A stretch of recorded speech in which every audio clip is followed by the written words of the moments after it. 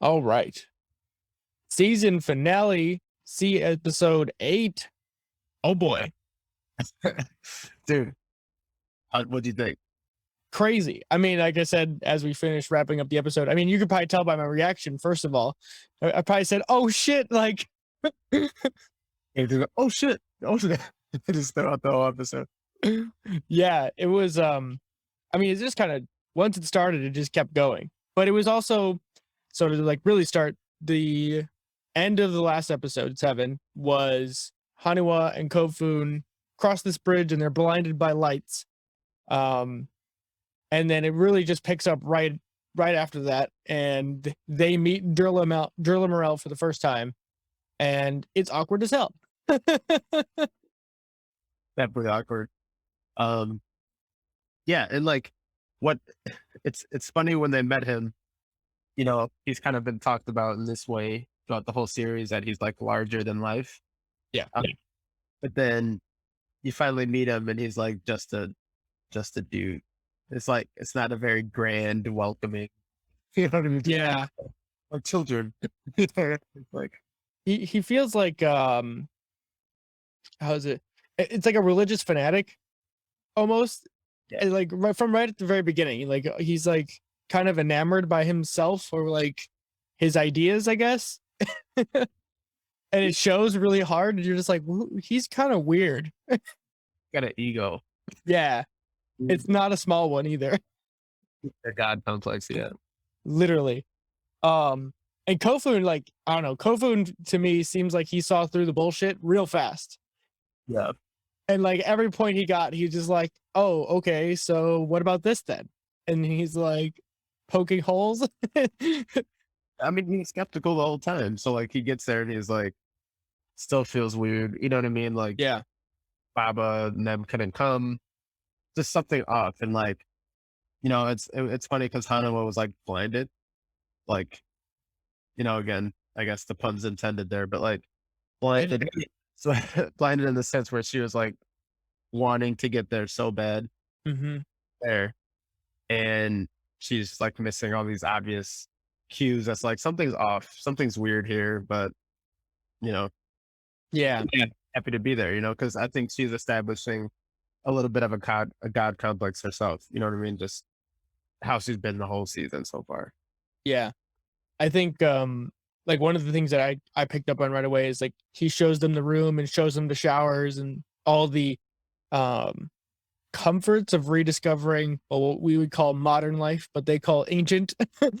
And they they're they're given clothes, and the so I guess I should preface the place that they're at, this place called the House of Enlightenment, is a repurposed prison, which I think is symbolic in more ways than one. Yeah. Um, and they're given like leftover clothing of like the inmates, it looks like, to wear. And so everyone's kind of wearing a uniform for the first time that's not like handmade clothing. Hanwha puts on this clothing and Kofun doesn't. And I think that shows just like, you know, who's believing in what and like their temperaments in the situation, which is it's fascinating to me just to see that the continued driver is splitting um between the temperaments and like, you know, the question of, you know, does genetic relation mean father really, or like does genetic relation mean family at the even at a broader scale? Right. And you know, it's cool because I don't know if Hanawa even wants family. Like I don't know if she like cares about that. Um, in a sense, she does, and maybe she's looking for that solely in Jerlamerel because you know like that complex idea, right? And like she's just more than them, so that can't be her family, right? Like maybe she looks at Baba Voss like they're holding her down. Yeah. Where Kofu, and I feel like he already understood like this guy left us. You know what I mean? Like he left us before we were even born. Like we don't owe anything to him. Yeah. Um, but it's interesting. That's why I'm questioning. Like I wonder if Anua actually if her goal is family or if her goal is something more. You know what I mean? Like Yeah. I think Morale wants. I think her goal is closer to um like being accepted for who she is, Yeah. because she's been living in like fear and hunted like since she was born. And like I guess there's two parts of this. The first one is there's a sense of remorse when they first get there because their rooms are next to each other, and you know Kofun goes, "I miss dad," and it's like one of the first times they kind of say this, which is like, "Oh yeah," and she kind of says the same thing, and I'm like, okay, so there's something, right? Because it's showing that there's a difference between having someone who's your in quotes father, and then you're having someone who actually raised you, being around and is like actually your protector, right? Like you can't discount the experiences of everything that has transpired up to this point. Yeah. And it's well, one part I want to mention that's funny is when they were when they're in the rooms, there's like a poster of Michael Jordan. Yep, I was laughing at that. Is that like his attempt at making this feel like a home? Like, you know what I mean? I was like, what it like how sorry. Um Like and you it's couldn't have bedroom posters, so I'll give them to you now. like like you don't know anything about us. And like he and John Morrell like front that like he's this nice guy and like he cares about them and he's like trying to make it warm. Like when he's taking them through the tour and he keeps mentioning like these are where the children play and this is, this is where they study and stuff like that. I'm trying to make it seem like a family dynamic, but it's like everyone's separate, like they said. Like Kofun walks in and it's either Kofun or Haniwa, I forgot who said it. But they're like, it's strange that, it's supposed to be a family. I'm paraphrasing. It's strange that, we're supposed to be a family, but they have us all separated. Yeah. So like, and again, I guess if we think of what family is as we're kind of revolving around that idea is like is being together. So even, and they were together with Baba Voss. Now that they're with Jerlamerel, they're still not even with him. Like he's Right. still away from them. So it's just like reinforcing that idea that's like this isn't a family. Like it's a it's like a purpose. You know what I mean? Like Jerlamerel's raising all this stuff, not because he wants a family and because he cares about each individual person. It's like, no, I'm gonna you know, populate the world with side. Yeah. It's strictly business. To me, it's like he's blinded by this destiny, and like it's only the fact that he can give people sight that he cares at all. But like the individual themselves mean next to nothing, which we'll elaborate on shortly. But it just feels like this hollow attempt to be like, look, it's more of like using people as a tool and be like, well, you'll be, great one day. Or like he says it, they're like in like a pool area where there's like bow and arrow targets. And he says, our names will be remembered in history. And my immediate thought was that he didn't mean like Kofun and Haniwa, and like he means that in the history books it'll be the children of Jerlamerel, not anybody else matters. Right. Right. Because he's so egotistical, he can't get beyond that. Yeah. It's like and they mention God a lot, which it's cool. And it makes sense because he keeps talking about gods, this and like, they'll see us as gods. And then, there's a point where Kofun has like a short conversation. So like going through the tour, they take him to, I don't know what, like a It's like it's a coal generator. generator. Yeah. They take Yeah. him as who's like digging the coal into the thing. Um, Kofun pretty much, he confronts Jerlamerel about his ideas. He's like, this isn't, you're lost. You know what I mean? Like we're building this world for the sighted, and Kofun's like, there's a lot more people. We can't just leave them. And Jerlamerel gives us like half baked answer, like, oh yeah, they'll come too. He's like, yeah, sure, yeah, they'll be here. It's like whatever. And then after that confrontation, someone pulls Kofun aside, and Kofun says, like, does he think he's a god? And he's like, no, he just, I forget what he says explicitly, but he's like, this is his purpose, this is what his purpose is. But it maybe, but also this dude has a god complex, like for sure. This guy definitely thinks he was like blessed, like he was chosen, you know what I mean, by chance of nature.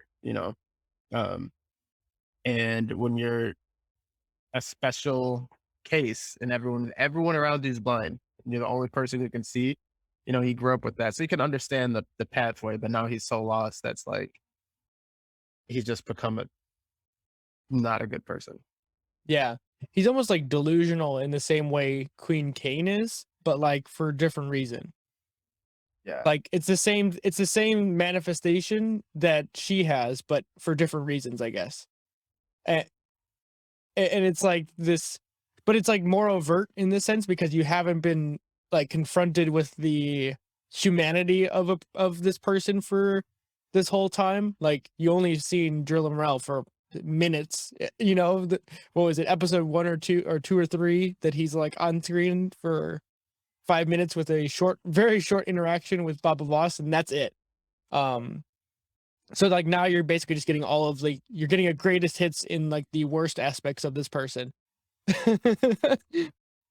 And now you're seeing it for what he really is. And it's cool that Kofun is like, nah, like he sees it from the beginning. Uh, I love Kofern for that. Like he's been like my favorite character outside of Baba Voss, for obvious reasons. But for like everything that Kofu is, it Baba Voss is my like. yeah. But no, it's cool. It's cool. And like I like that.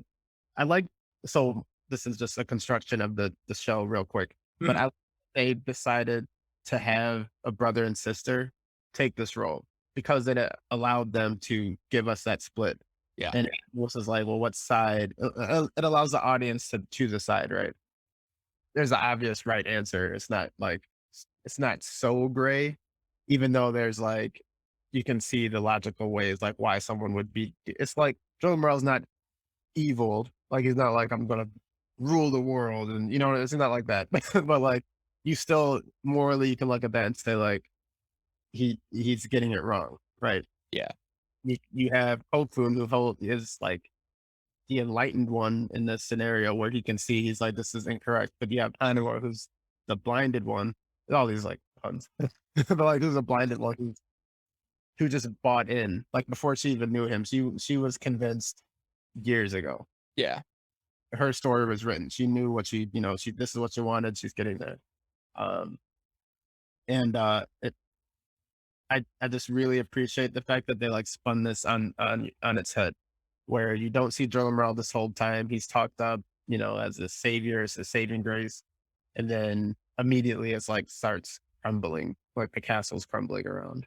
Yeah. Yeah, it's my thingy. It's really interesting to me just to see like the I don't know, like I kind of said it in the beginning is like it this like culty or it kind of reminds me of like those places where people go out to the desert for like meditation retreats and it ends up being a cult. And that's kind of what it felt like. Like you just felt like there's just something about the place that was just wrong. Even though like the premise of it wasn't wrong, right? Like collecting knowledge again and rebuilding society and all of this stuff. But it's almost like it was thought about as a way of like getting back at what like well this has been done like I was treated poorly my whole life and now this is my way to like finally get my just desserts. And like I think that's what Kofun was rebelling against. Like he's like no, like just because people don't understand you doesn't make it like okay for you to hurt them because you have, something they don't have or vice versa. Um and I think that's the like, that's how you break the cycle, right? Like of all this pain or stumbling in the dark as he kind of as Jerlamerel calls it. And then the like the big, I guess, climax of this episode is that he meets with a general. I forget what they call him, the Terra. Let Is he me look it up real quick. a mysterious Trevantian? Okay. So there's a colonel from that tribe shows up and he's asking for the children of Baba Voss. And Kofun kind of hears what's going on and is kind of confused. And he's already been suspicious as we've beaten to death at this point. And he hears this like, interaction and he's like, you can't have the son, but I'll give you Hanwa. And I'm like, oh boy. Because now here it is this whole time that Hanwa has been bought in and she thinks my father's going to accept me. It's going to be great and all this stuff. And now he like, it's been maybe a day and she's being given away. Like, this is crazy. Think about that. Hold on. Hold on. I just want to comment on this. Right. She, Haniwa's been waiting her whole life, right? She's probably like what, 17 ish, Yeah, 17, 18. around that, you know what I mean? Around that age. Her whole life to meet this dude. She finally gets there. And this man in not even a day or like one day later is like, hey, yeah, you gotta have her, fam. So it's just so wild. And a question that brings up to me, when I first watched this and even now, I am confused and curious why Jerlamerel didn't give them Kofu. Because I'd already bought into the world he's trying to build, right? Yeah. You think get rid of the one who's like like send the one who's not buying in, just take him. Um so I was looking for the answer to that on this watch, and I don't know that it was explicitly answered. So I think he let it slip because when they were at the pool scene, he says, eventually one day, other tribes will come here for us to father children, sighted children. And so I think what he sees is he's basically identifying with like old tribalistic ideas that the men pass on this gene of sight. Oh, And so basically he's trying to create a dynasty of sighted children. And it's, because if it's a patriarchal society, men accrue, those lineage benefits more so than women. yeah. And so I think that's why he's willing to give away Hanwha. I think he's willing to give her away because the men are more important, at least in his like grand design of bringing sight back into the human race than women. Yeah, that answers that. I didn't catch that. And so right there, you can tell that he's full of shit. Like, right, you can tell this guy's full of shit because if he really wanted to create this world and spread this power, this blessing, whatever you want to call it, of having sight, you would think he'd stay Kofun, go there, and populate that village so then they can have sighted people. So like integration, but clearly he's just contradicting himself. That's not what he's interested in at all. Yeah. Not. It's just destiny. It's just him for, being remembered in the annals of history. It has nothing to do with what the people that it affects, like, uh, I don't know.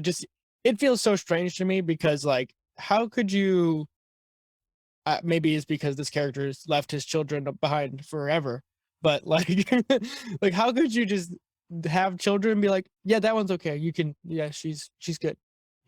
Take her away. Yeah. I honestly, like, there's everything in the fiber of my being would be like, yeah, you could fuck right off. There's even a line where he's like, when he's like, you can only have one, and they kind of like step up to him. They're like, are you sure you want to do that? And he's like, you're outnumbered. We have weapons. You don't want to do this. And they're like, okay. So if he was a good person, he could have just been like, nah, you can't have either of them. You know what I mean? Like, Right.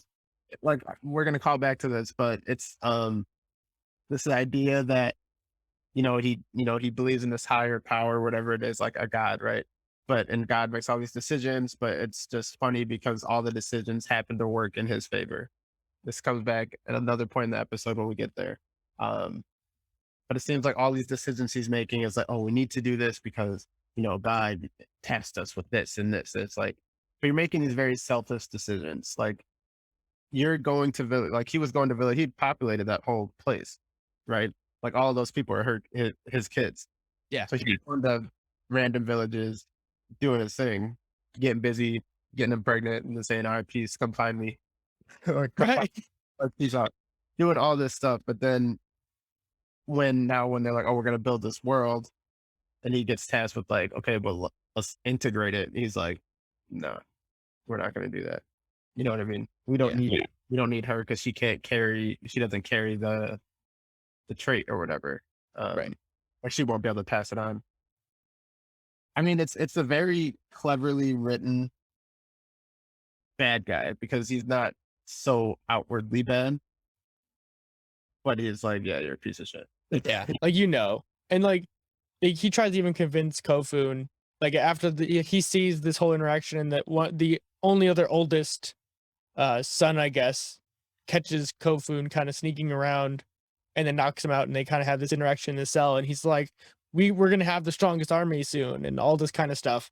And it's like, I don't know, it's like he's only thinking about like power dynamics, and it's just about like attempting control. And again, why I compared him to Queen Kane, because it's all about control. And maybe that's why they didn't work, because they both want so much power. Yeah, that's the perfect comparison. He is like, he's the same. I mean, essentially, he's the same as her. He might be like like outwardly kinder, on the surface, but his intentions are no different than hers. Yeah. And so with that, should we jump to Queen Kane's I don't even know what you call it, predicament? Okay, so it's funny because actually Queen Kane's that plot line for the finale is more. I was more interested in that in this than the finale.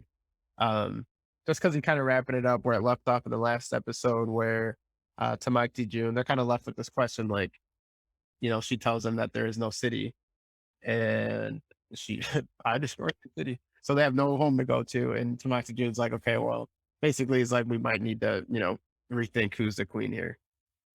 So where does it open? It opens with, I might jump ahead a little bit, but I think this is important to bring up first because it sets up the end. They take a prisoner, and this was the lady who helped Queen Kane kind of get out. Like, she was the one who Queen Kane confessed to, and then she like ended up being the one who helped, right? So they imprison that woman. They say, don't, talk to Mike the June's like, don't speak to her, just leave her there. Now, what's his name? Boots. Is, standing guard at her tent, whatever you want to call it. And she's, whispering sweet nothings in his ear, like, you know, essentially she's like, you're the lieutenant for a princess, that being Magra. You know what I mean? Like, she's trusted you. And she's like, so I know you work for her. I know Tamaki June doesn't like you. And she's like, I can tell by how he speaks to you. Right. And she's like, it's nice to be lieutenant for a princess, but it's much nicer being the lieutenant for a queen. Right. She just kind of leaves it there. Like, what's that? He's like, yeah, you're right. But I feel like that is like what sets the stage for this whole plot line. Powder keg, if you want to call it that. She like lights the fuse, and then you're just waiting. Yeah. But yeah, and then and then from there you have Tamaki June and Magra kind of figuring out the like, how do we get through this? Because Tamaki June, and this again, I mentioned this on the last one, how I like how they're making the soldiers like an actual thing. Like, it's not just like, in a lot of like war movies and sudden they have their army, but they're just like extras. You know what I mean? Yeah. Like, I'm a soul or anything. But here they're like, their homes are gone, their wives and their kids are gone. They're gonna mutiny, essentially, like when they find this out. So we have to keep them from finding that out. You know what I mean? Like, they can't know, like, they're gonna kill us. So like, we're outnumbered by a lot. So basically Tamaki June is like, Queen Kane can't be the queen anymore. And she can either step down peacefully or we'll do it for her, essentially. And it's cool that Magra is like, okay. Yeah. Like, the way this went down, I was not expecting it. Like, I knew something had to change, right? Because like, as soon as they brought up the soldiers, like, they find out like, oh, by the way, there's no home to go back to anymore. Like, yeah, heads are gonna roll if you And they don't have purpose, they won't have purpose. Like, we spent just 20 years of their lives. They've been searching and doing this for their families to go home to at some point when their mission is accomplished. So then you're going to tell them, oh yeah, you don't have a family to go home to. That's crazy. That's like a big deal. You know what I mean? I like how they brought that up, because that's something that a lot of times can be glossed over. And it just shows how good of a leader Tamaki June is. Like, Right. there's a reason these guys respect him as much as they do. It's almost like they don't follow Queen Kane because she's such a fair or just ruler. It's more of Tamaki June is just that good at being a general. And he's loyal not only to her, and we talked about how loyal he was and how essentially good. I mean, he's a bad person, but like he's a good person because he has a duty and he fulfills that. You know what I Yeah. mean? So in that sense, he's a good person, right? But he's not only loyal to the queen; he's loyal to his men who serve him. Um, and I'm like, he's just a dope character for that reason. Like, it's hard not to like him, even though he is kind of crazy. But he's a likable person.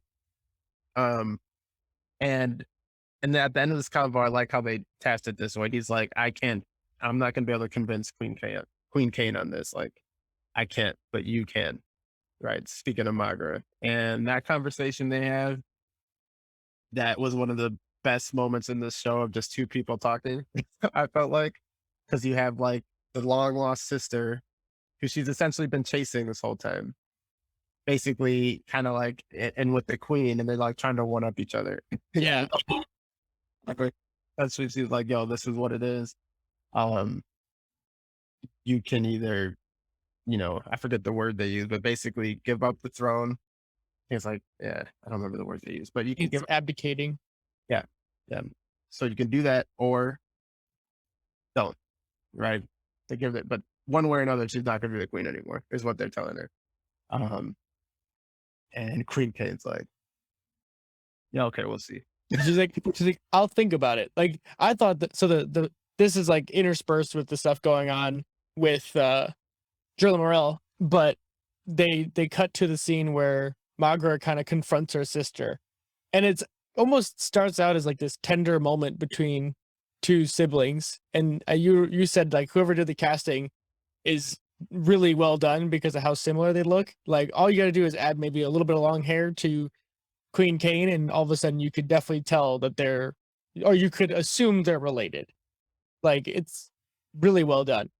Yeah, seriously, good job by the casting there because they look like sisters. Like, and it's funny because you don't notice that until you find out that they're sisters, and you're like, oh, yeah, that works.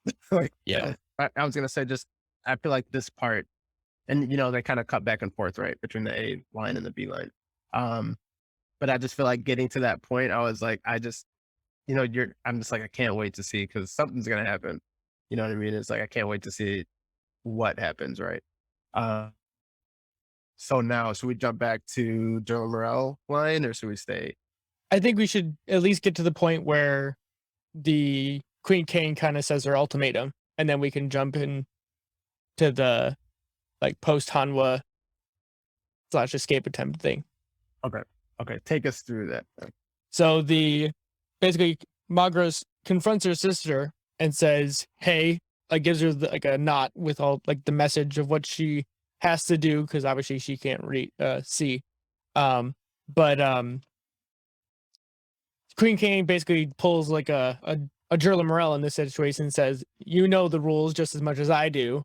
That being a queen or a king is a divinity, and it's given by God, not by what people say or whatnot. The only way that I'm going to give this up is, someone comes in here and stabs a dagger in me." And this is where I thought Magra, like, finally, you like see such a difference in who Magra is right here, because she's like, I was only doing this out of respect for you and our father and to save all of our lives realistically. And she, like, I don't know, it was just so pointed that I wasn't expecting it to come from Magra. And I just thought it left this like that tension build, like you were saying, like this beeline tension. It was just that was probably the most heightened it's been, except maybe for when you thought Tamaktajun was going to jump off the top of the dam. Yeah, yeah. And so two things. The first thing, you see how Magra's like, oh, she has this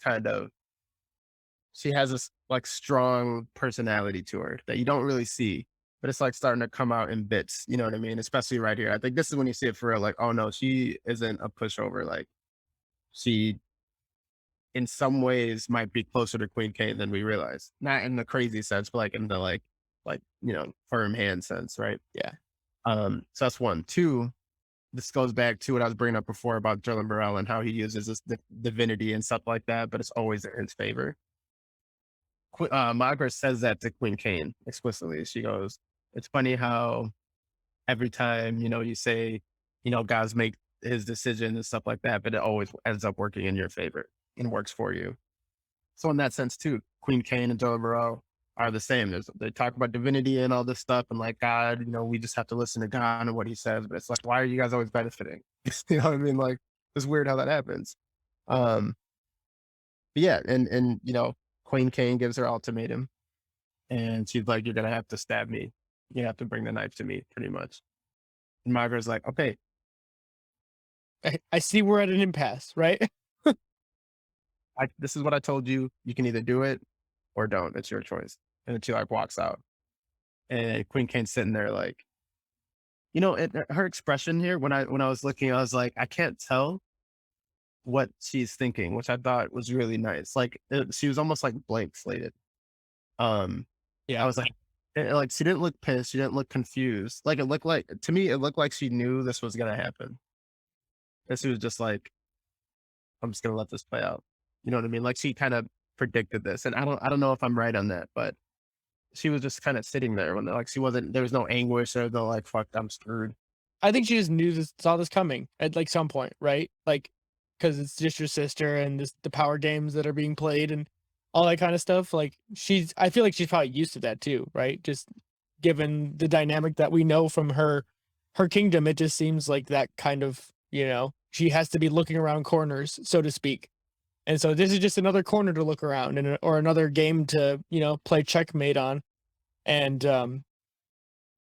I just thought too, the thing that I noticed with her is that every time she spoke, at least in maybe like the last 2 or so episodes since she's been captured, she's like really dialed up like this crazy, like whenever she talks, like her face is kind of like shaking and stuff, and she gets like fanatical or it's almost like crazed when she's talking, and like she just it's like really unsettling. I don't know how to describe it beyond that. Like you just kind of get the sense that she's really off her, like kind of like just like almost feral. She's kind of backed into a corner and she's gonna do whatever it takes to claw her way out of it.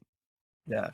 Yeah. It's like, and it's that's an interesting point because I feel like with her, it's never been so much about the sake of the people or like about ruling her kingdom and like doing what's best for everyone and stuff like that. It's always been about her. Now the kingdom's gone. So I feel like now she can focus everything on herself to the point where now she's almost becoming a god in her own eyes, which is again back to the um the parallel between Jerlamerel and her. Um but no, that's a good, I didn't really notice that, but that's a good point. It makes sense. It's like, you know, she was backed against the corner. She succeeded. You know what I mean? She succeeded before when they tried to assassinate her. So it's like, it's almost like gassing her up that she's like, I am like, invincible. You know what I mean? Like, again, that divinity, she's destined for this or stuff like that. Mhm. Um, yeah, she's so interesting. I'm so curious to see where it goes in season 2 with her. I know, right? Yeah.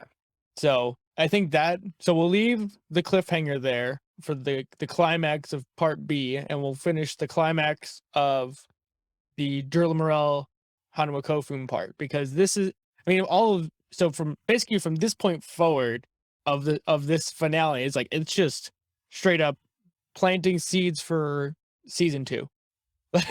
Like it's kind of crazy how much they set up in like the last 15 minutes of this episode. They do it really nice. So, where'd we leave off? So I don't want to get taken. Yep. Open's knocked out. Jerlamerel comes to see him, right? They like throw him in a, it might just be his bedroom. I think it's just his bedroom because it's a cell. It's still a cell regardless. Well, your prison. So here you go. But they like trap him in there. They come to see him. And Jerlamerel's trying to explain to him like the reasoning and and we mentioned it before, but he's partnered with that tribe. I forget the name, it starts with a T. Travantian. Frontian. He partnered with them and he's like, Queen Kane has the strongest army. She's been hunting me. So like we needed forces. So they partnered with them. Blah blah blah. They have the strongest army now. It's funny because he doesn't notice there's no kingdom. So like if he wanted to, doors open, stupid. But like you don't need to do it. But whatever, they don't know. So he's explaining all this stuff like the need, and so like they needed blah blah blah. So kids, blah blah blah. And obviously Kofu's like essentially like fuck you, fuck off. Right. He So headbutts the hell out of him, which I was like, hell yeah. see the ego right there. You see the ego snap because he's saying he understands why he's upset. Then that happens, and he's like, essentially turns around and he's like, take him out back and kill him. Just like that. He's just like, I don't need him anymore. Right. That's his son though. And he can pass on the lineage of sight or whatever. And just like that, he's ready to discard him. Like, just get rid of him. We don't need this. So, I mean, you can see what kind of person he is there. So at this point, it's already established Jerlamerel sucks, right? So they're taking him out back, and this part is sick. So, oh, sorry, we didn't mention Baba Voss. I was going to mention him real quick. Oh yeah, we should just kind of tie that little portion of it off. Yeah, yeah, and it's really quick scenes. But Baba Voss, Paris, and Bo, they take Bo to a tribe. They Because look really cool, by the way. They look yeah, very different than all the rest of the tribes we've seen so far. I hope they bring them up, which I'm sure they will.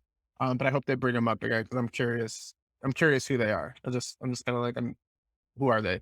And how lucky it was that they were so close. You know what I mean? But yeah. So because Bo got injured, so they brought her there and said like, she can't stay with us. She won't survive. Can you guys look after her? And they say, yeah, only her though. You guys need to leave. So they leave Bo there. They say their goodbyes, and then they go on. And then they're remember in the last episode, Bob and Voss was like, we're going to stay close. Yeah. Right. And you assume they're close to the House of Enlightenment or whatever, just kind of camping it out. And Paris wakes up in the midst of Haniwa getting captured and stuff like that. Paris like wakes up because she's what's her title? She's like a shaman or like a seer, maybe. Yeah. And she like, I think she has a vision or something. She like wakes up from her sleep and she's like, Kofu, Kofu. And then Bob and Voss is like, bet. So Yeah. he's like, say less. Yeah. I also do want to bring up one point with Bo too. Like when they say their goodbyes, there's two things that I thought were really cool. One, they just really call back to like previous parts of the season. Paris brings up what she says about her mother, right as her mother tells her to leave with them and on the raft, basically. And then Bo, as she says bye to Baba Voss, is I stand with Baba Voss, which is literally what she said in episode 1 when they were going to kill Magra instead of letting this whole thing happen, basically. And I was just like, damn, that's some really cool, like really emotional writing to really like call back like the rest of the season, basically. Right. Yeah, I think it's foreshadowing too when she said that. I think I could be absolutely wrong, but I feel like it's foreshadowing to season 2. Her saying, I stand with Baba Voss. I feel like she's going to come back because she was a shadow, remember? I feel like she's going to come back in a big way and probably repeat that same line. I could see that. Or like convince that tribe to help him for some reason or another. Yeah. Yeah. And we'll get to how this ends for the cliffhanger or whatever, but it's going to be fun because now we can make our predictions. And now I don't know what's happening. So Right. that'll be fun. Yeah, that was good writing to bring that back because it's just nice to have that kind of loop and it makes it feel closed. Like it was Yeah. a good for Bo. You don't feel like, well, what the hell? It was a good send off. But now going back to where Kofun's at, they're bringing him out back to kill him. And, why didn't the suspenseful scene, they have the gun to his head or whatever, and it's like ready to happen. And you just see like these guys, just blood splatter. They just like fall over. And Bob and Voss and all his badass glory is standing there. And it's like, hell yeah, dude. It's like he's badass. And then, man, they're at like from that point for like the next, 15, 20 minutes. Yeah, about that. Maybe like 10 minutes is just this. I don't know. It's kind of backtracking through the points that Hanwha and Kofun were just showed around to the scene inside of the library, and it's like a reverse like horror thriller scene where you have your protagonist playing the role of murderer or or whatever you want to call it, and looking for Jerlamerel. And he's like monologuing this whole time, kind of just talking shit. And it's just, I don't know, it's so good. He says some funny stuff at like points in it, like, you know what I mean? So I was interested that fight scene was dope. It was dope because one, obviously Jerlamerel can see, right? So he's kind of like at first he's kind of the hidden figure. He's in the room, but he's not really there. Like you can't see him. Um, and what's dope about this is, Baba Voss is like, you gave away my daughter. You did this, like, you gave her this tribe. He's like, oh, it's your fault. They only wanted her. They only wanted your kids because, they're your kids. And he was like, who'd you give them to? And he says, Edo Voss, which is Baba Voss's brother. They don't mention this guy. I don't think. They mentioned a little bit about his family, where he came from, right? He came from like a slaver and then he left them. So, it's like, I don't think they have the best relationship. It's safe to assume at this point, right? They probably don't like each other, or they're not speaking on speaking terms. Yeah. What a Thanksgiving.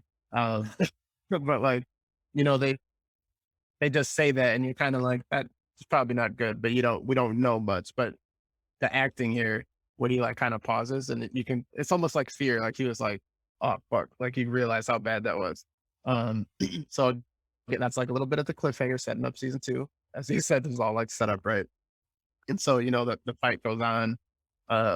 There's that point where it's like Bob Boss kind of getting his ass kicked a little bit. Obviously, can't see. Dude has a gun. You know what I mean? He Like, got shot too. I think he got like shot like up in his right shoulder area, yeah, yeah. and he then still was a badass. it was a badass too. It's like, damn, dude. And then Kofu to the rescue, right? He shuts the lights off. He turns off the generator or whatever.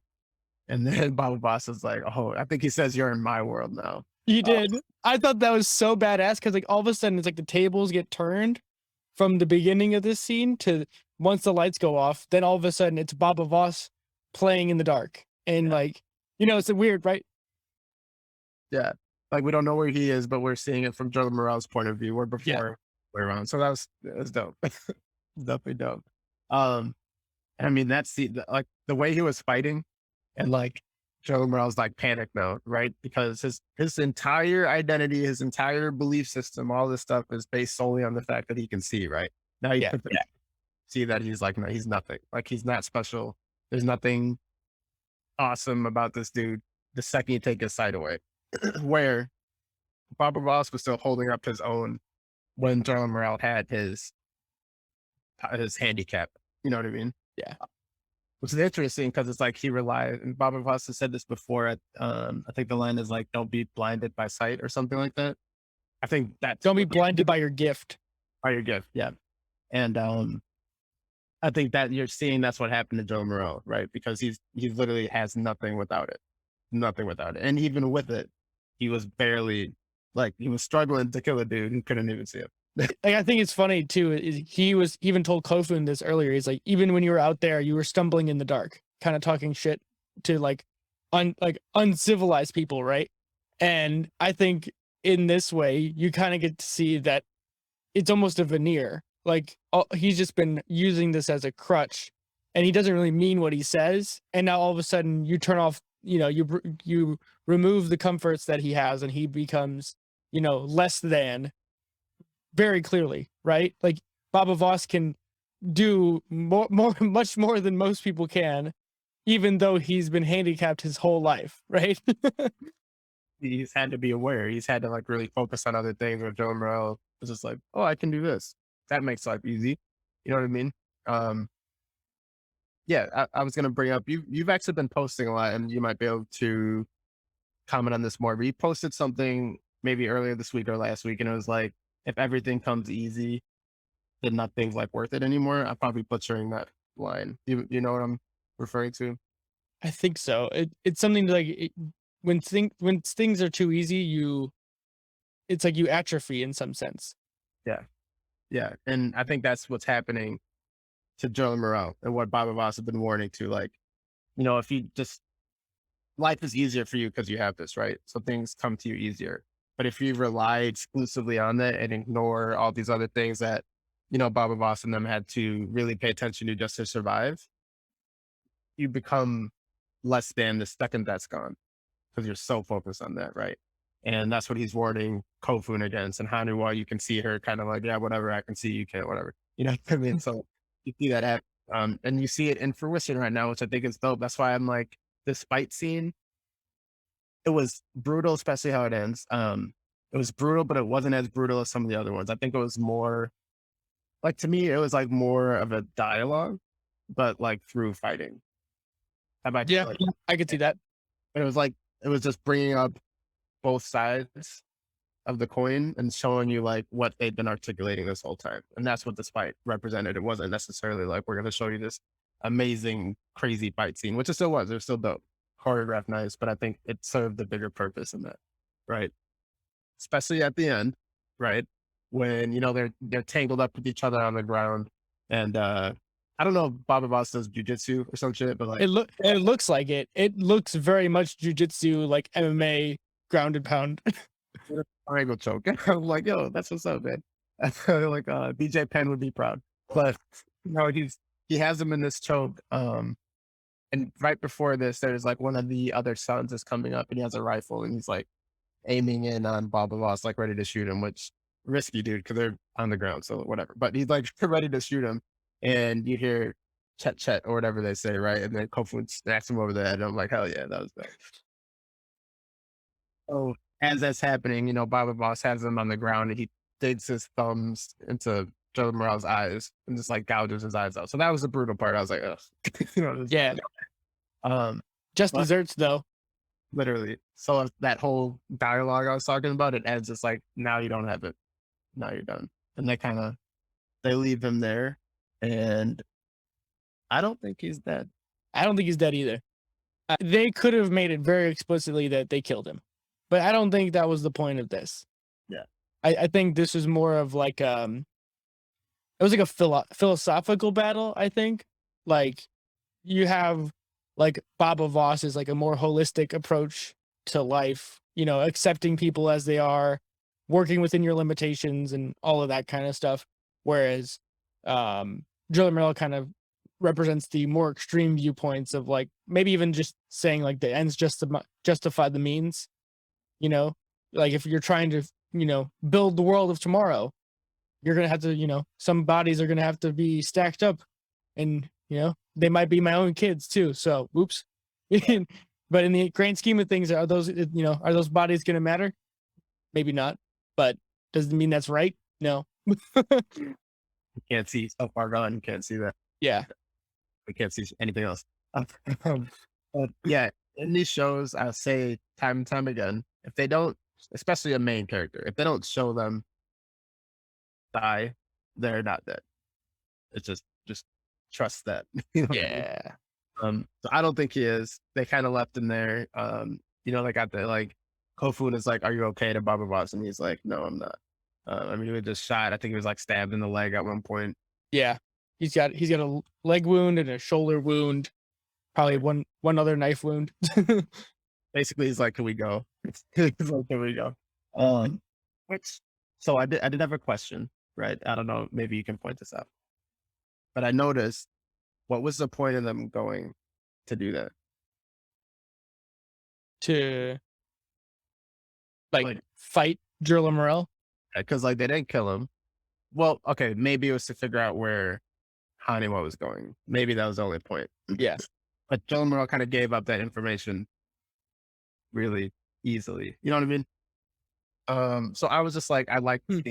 but I just had a question. I was like, I kind of didn't see the necessity for it because he saved Kofu. They could have just left at that point, right?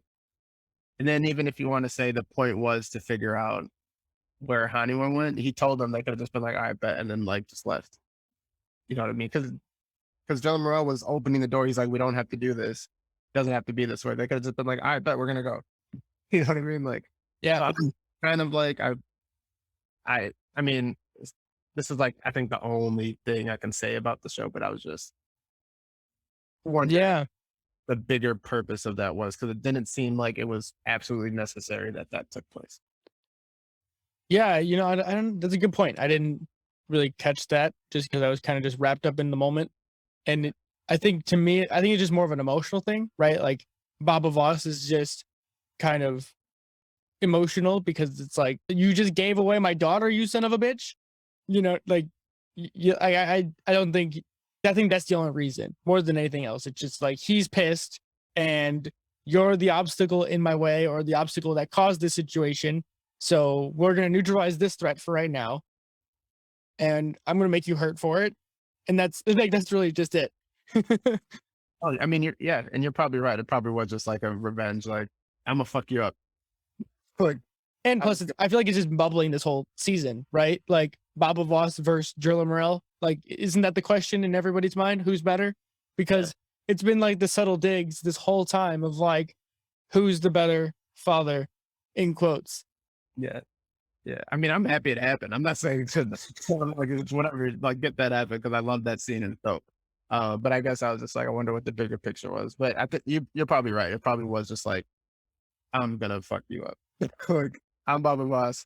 I brought my kids to you. You gave my daughter away to her uncle, which nowadays doesn't seem like the worst thing, but it is. It's like definitely terrible. Um, yeah, but I mean, it was a dope scene. I love the way they shot it. The writing is good. It was entertaining. At the end of the day, it was like just like that.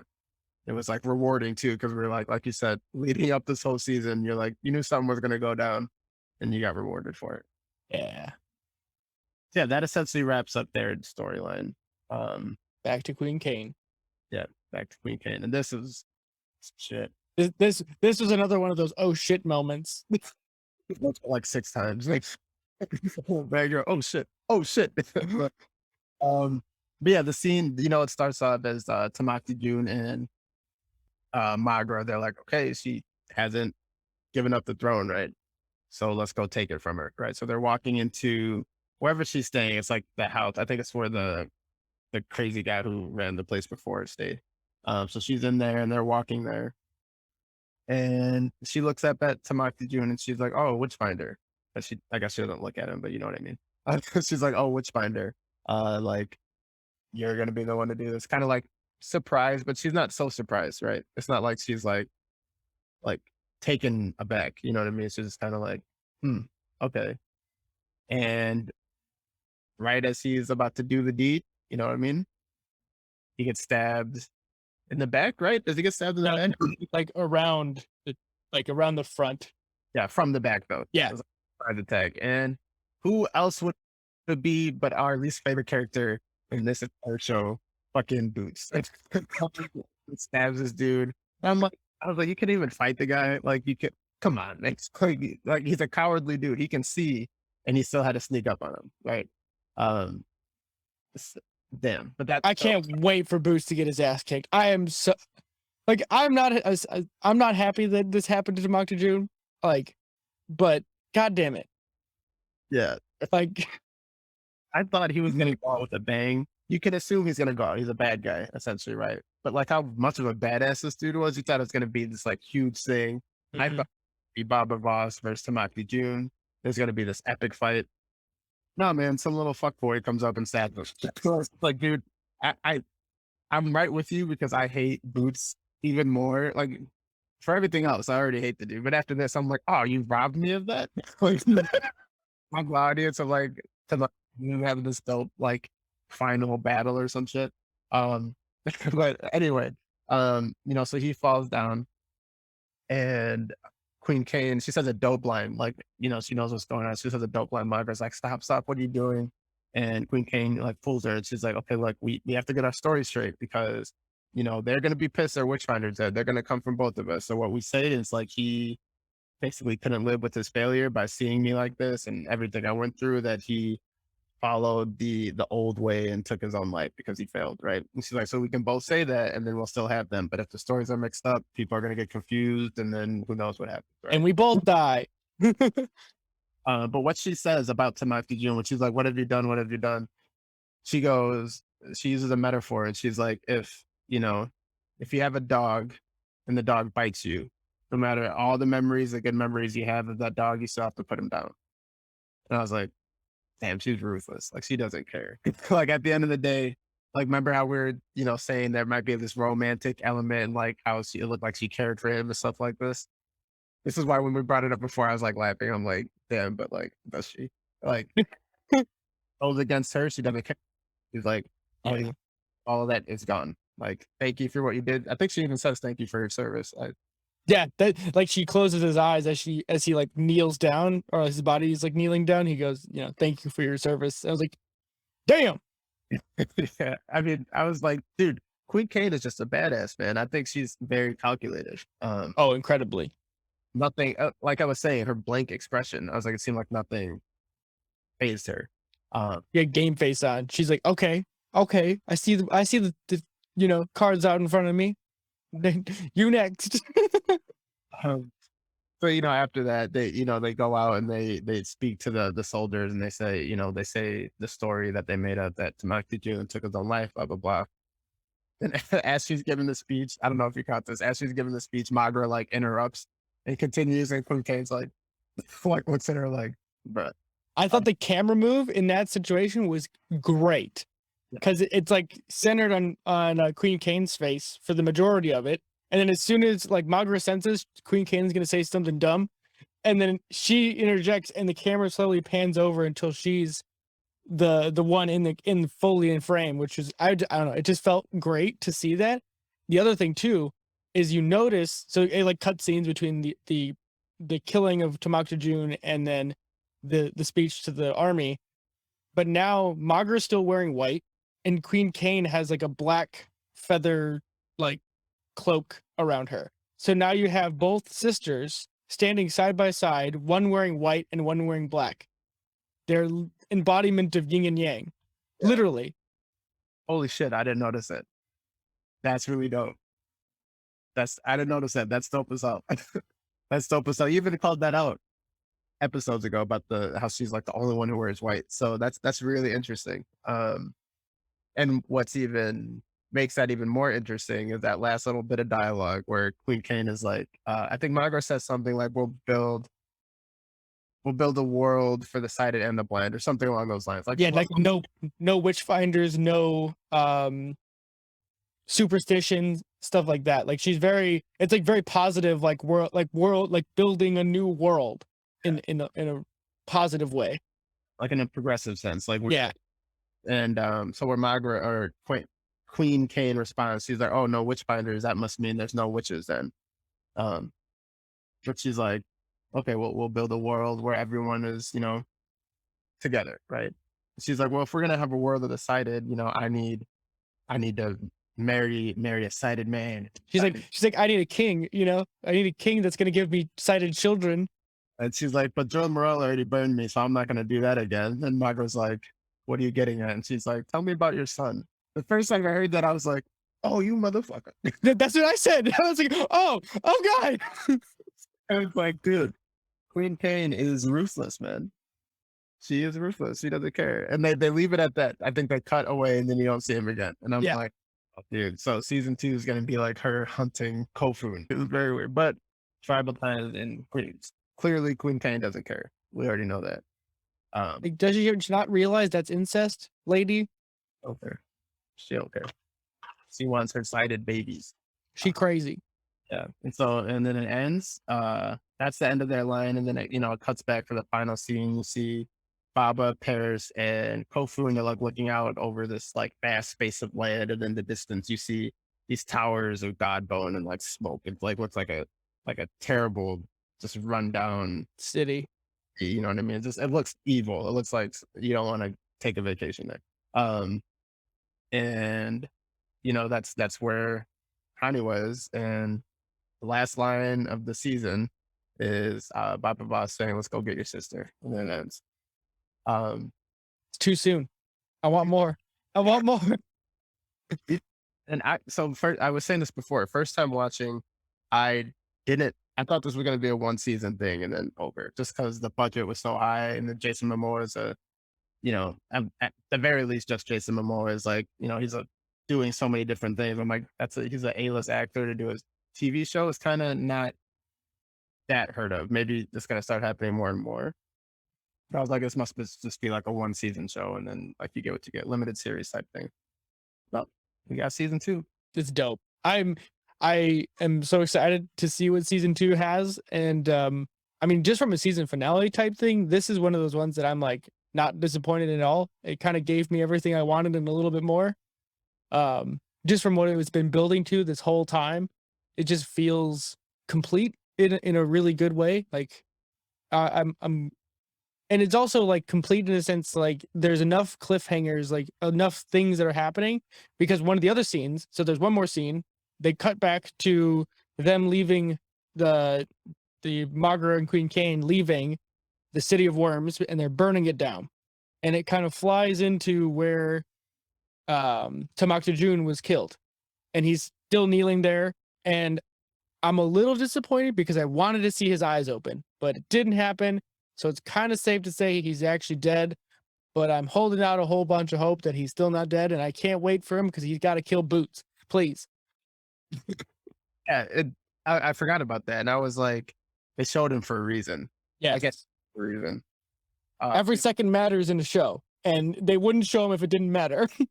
I mean, they showed his face. They like it was like a close on his face. So I was like, that was very deliberate. So hopefully he's not dead. Um, if he's not, it's like, bro, get out of that house, dog. It's on fire. Oh, sorry, dude. No, like, can't you feel that? Like, you got to get moving, or you're gonna get crispy real quick.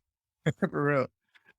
But no, I hope you're right. I hope he comes back. I hope we get that climactic battle of Tamaki June versus whoever, Boots especially.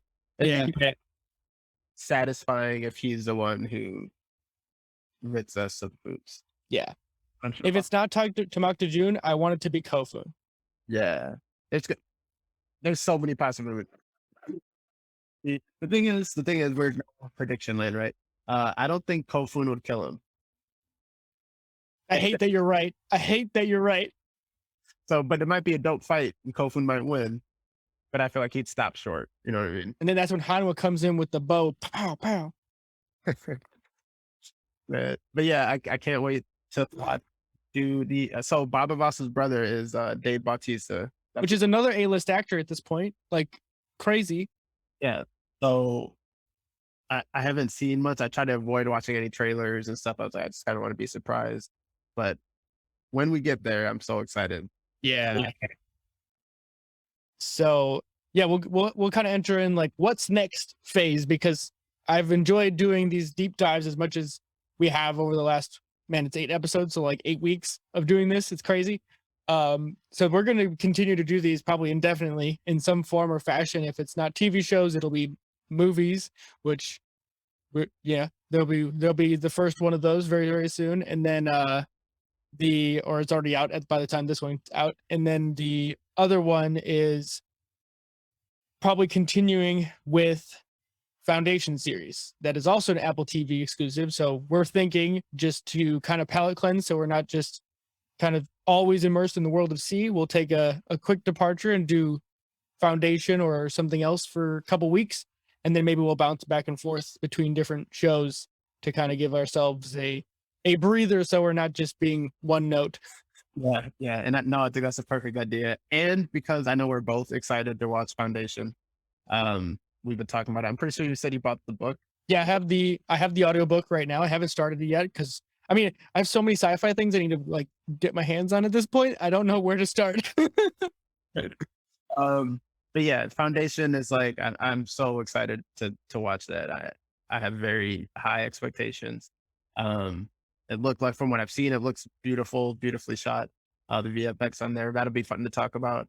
That'd be cool. And then, we'll spurse that in with some C2, which, both of those shows we'll be watching in real time so we can get like the real reaction. Like super raw.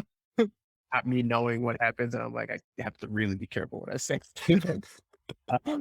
I mean, you did a great, I props to you for being great on the back end with not being able to like accidentally give away key details that, will adjust as, the season unfolded, because you didn't give away nothing. It was hard. Yes. I was like, but yeah, it was hard because you would say something and I'm like, oh, that's so right. And then I'm like, oh, he's gonna hate this. He's gonna hate when this happens. But yeah, no, it was fun. It was good to watch again, to kind of be able to look at it from, not just entertaining, but from like analytical point of view too. Yeah. But no, and yeah, I mean, I really enjoy doing these. I can't wait to start the next couple shows we watch, and then for tomorrow or whenever. Yeah. We'll be recording it tomorrow, but it'll be out that's going to be the next thing I release because Yeah. I want to get that one out before it's too late for the people who haven't watched it on HBO. Because I believe Dune leaves HBO oh, the 21st of this month. So Not much there. yeah, so I want to get that Dune exploration out ASAP for people, so that if you sleep on it, you don't miss out because it's so worth it. Yeah. And so this is your first time watching at home. This will be mine too. Um, it's gonna be a fun combo. I can't wait. It's gonna Yeah. be dope. Well, any other points that we want to hit about the finale of season 1 of C? Yeah. I'll go first and then I'll let you go. Um, I was this was one of the total seasons, right? From beginning to end that I was like, this show, I've never liked the show or ranked a show this high off the first season. It's usually like you see the first season, you're like, oh, that was good. But then like you kind of need it to build and like, well, I'll wait. But just from watching this first season, I was like, it was done so well. It was interesting. It's immersive. They pay attention to detail. All these things we've hit. I'm just like, it's in my top five already. Like, unless the second season is just like it's like a steep decline of quality, then like I don't see it changing. I see it only getting higher on my list. Um, but yeah, I mean, it's a fun time watching. Again, this was my second time watching it, and I was still just as entertained as the first. And I didn't. It wasn't that long ago that I watched it for the first time. It was a couple months ago. Yeah. Um, so yeah, I mean, I really enjoyed it. And props to everyone who had a hand in making it. Um, but yeah, I mean, it's really something I highly recommend for anyone who's watching this who hasn't seen it. Obviously, I hope if you haven't seen it, I hope you're not watching this episode. But it's a really good show, and I just hope it continues to grow in more popularity. Yeah, I have to second that in a lot of ways. Like, so for me, this is obviously the first time I watched it, but a lot of times I feel like some of these shows, especially season 1, it takes like 3, 4 or so episodes for like the show to kind of build.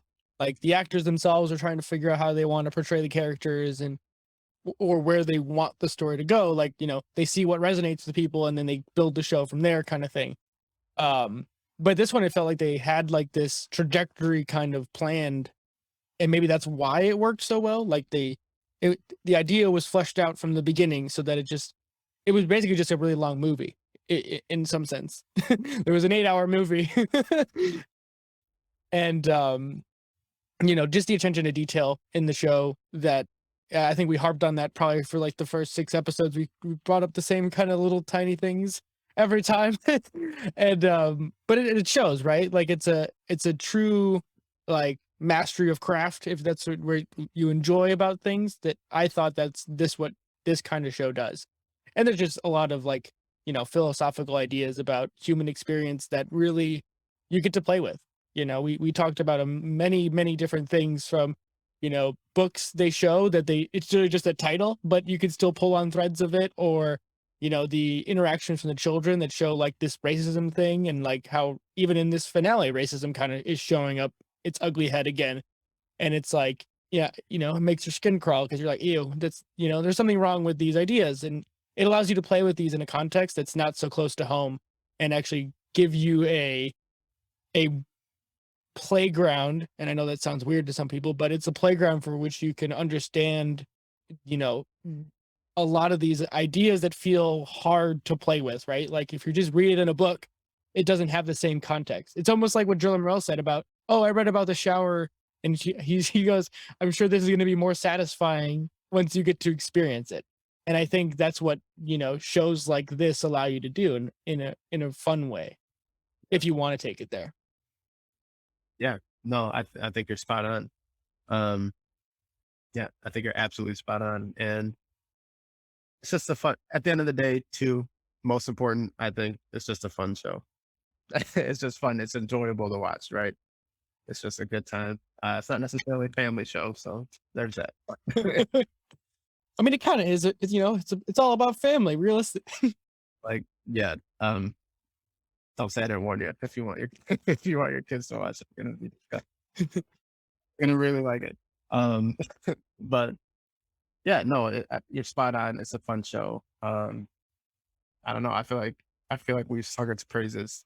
So We definitely have. And so with that, it's not over. to be continued, but not only with C, but many more breakdowns to come, because this is, I don't know, maybe we should do like book breakdowns or something at some point. But I really like doing these breakdown podcasts because it gives us a license to just be a little bit more focused on like an idea or something, and you can just kind of have fun with teasing apart the little intricacies that you may not notice just, watching it for the first time and seeing what resonates with people or what doesn't. Right. So it's dope.